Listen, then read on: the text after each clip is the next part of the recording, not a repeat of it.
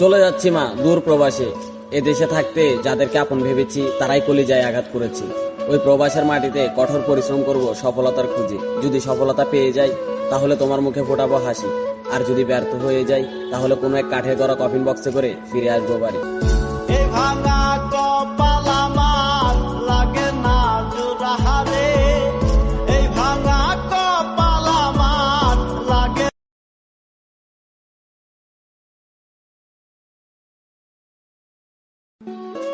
চলে যাচ্ছি মা দূর প্রবাসে।